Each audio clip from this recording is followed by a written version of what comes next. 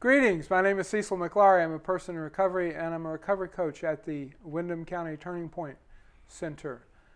Today our topic is going to be recovery centers. In the last segment we talked about the recovery movement and how that came about and how it's changing the idea of recovery. So today I'm going to give you to Don, and he's going to tell us about that. Hi, my name's Don Kierden. I'm a person in recovery, and I am the program coordinator at Turning Point in Windham County. Turning Point is a recovery center. What's a recovery center, you say? It's a concept that goes along with our last segment where we talked about the recovery movement. There are three big chunks in that world. There's prevention. Prevention is a proven method of early intervention, educating people in schools, being able to prevent people from going down the road of addiction. For the people that it didn't work for, there's treatment.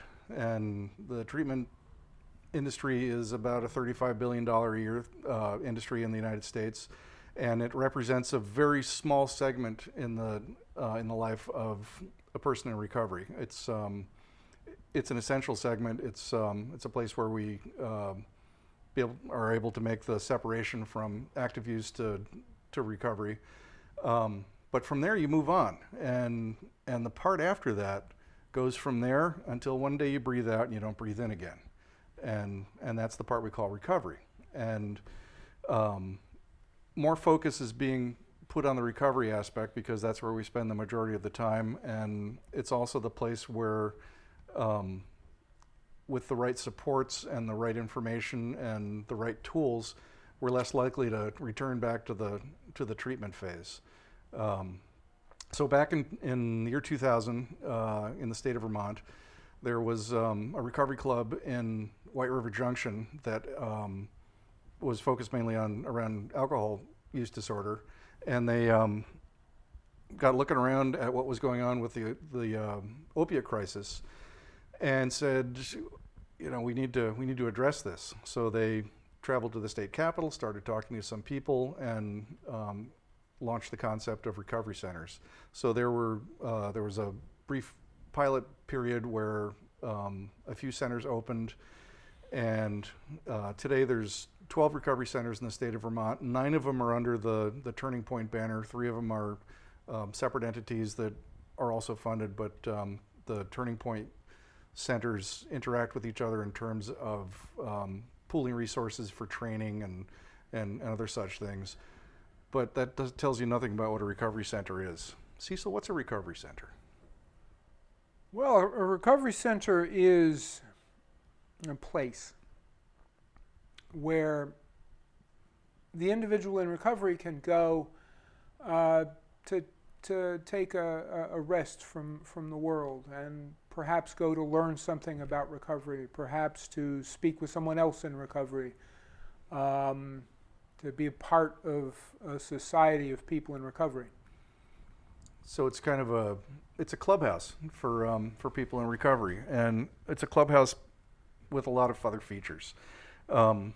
Our mission at the Turning Point in Windham County, we always like to say that we provide a safe and welcoming environment for people in recovery and their families, because this is it's a disease that has a lot of tendrils and a lot of tentacles and gets wrapped around society. And so in that safe and welcoming environment, we help people coming back from incarceration. We help people coming back from treatment. We help people who have lost contact with their family. They've lost their jobs. They've hit the skids, and they've decided they want to do something about it. So there are many pathways to coming to a recovery center. Me personally, I was in recovery for 24 years before I started using the center on a daily basis. We connect people with the things that they need to survive in society. So you're coming out of prison, it's very difficult to figure out how to get housing. It's difficult to figure out how to get back into the workforce. It's hard to find medical treatment. Just something as simple as a photo ID, getting driver's licenses. We partner with over 30 entities in Windham County that have skin in the recovery game in some way, shape, or form, either by taking our services out to them or bringing them in and embedding people in our center, like the Vermont Vocational Rehab and Vermont Associates and Department of Labor. They come in and they can be available for people to talk to because we're a friendly place for people in recovery. You can go there and people aren't using substances. They're hanging out and shooting pool, or they're cooking lunch in the kitchen, or engaging in one of our meetings on some of the comfy couches, or in a private spot having a one-on-one conversation with a recovery coach. What else do we do in the course of a day?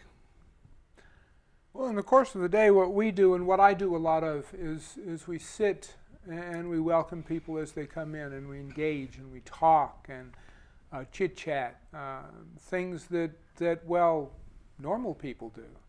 Things that I do outside of the recovery center. I engage with other human beings. Typically, different people will come in different places, and somebody might come in, like happened the other day. A fellow came in, couldn't find a place to live, and didn't know where to look, had just moved to town, was completely unfamiliar with the Brattleboro, with what Brattleboro has to offer. And so, we went over, a friend of mine and myself went over several of the housing areas and where you could get and what you could expect to spend and where you could work and things like this. We even have a couple of applications on hand. We handed them out, and the guy filled them out, and it was a job well done.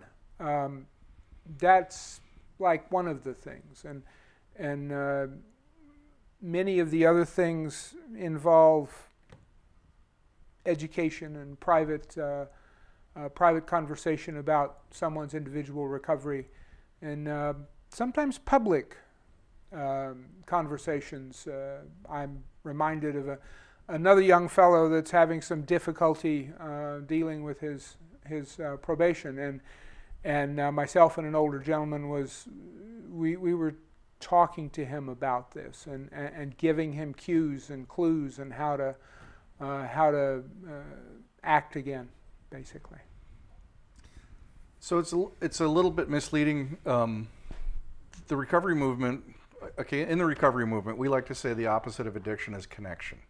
And there's scientific evidence that the things that we do to connect with each other actually affect the neuroplasticity.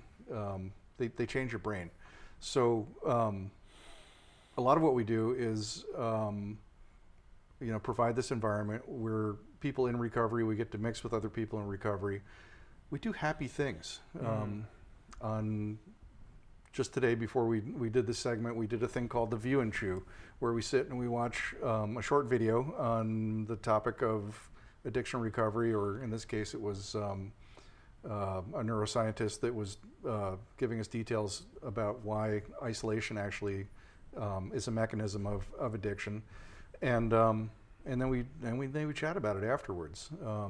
The coffee pot's always on. We've always got some snacks in the center, and people come in with their families. It's a pretty wholesome environment, which is just a haven for people that are just trying to get back on their feet. We have a number of programs at the Turning Point Center, one of which is a group that's called Mamas in Recovery, where young women with their babies come in and they talk to each other about their recovery. Oftentimes mothers in recovery are painted with an ill brush, and these women get to talk about that. They get to talk about the stigma that they run into. They get to talk about the problems that they have. They get to share resources. And that is one of a number of groups that we host at the Turning Point Center. Yeah, other groups include, we do a thing called All Recovery, which is kind of like a 12-step meeting, but you know, a little more crosstalky, a little more interactive. We do Smart Recovery, which is an acronym that I can't remember at the moment, but it's very cognitive, behavioral therapy related, very scientific. But still, it's human beings sitting in a room, engaging with each other, you know, over a shared affliction, and that's the important part. We bring meetings from the Turning Point to other places. The Brattleboro Retreat, we bring 2 meetings a week. The new housing project, the Great River Terrace, has some common space, and they're looking for some recovery programming, and we'll be providing that. We like to say there are many paths to recovery. There are lots of ways to do this, and we're pretty well tuned in to helping you find the one that fits you, or the one that fits your loved one, or anybody else that happens to wander across our doorstep. So thank you for being with us today and listening to what we've had to say about our Windham County Turning Point Center and recovery centers in general. Hopefully you'll join us again when we have more to say. Thanks. Bye.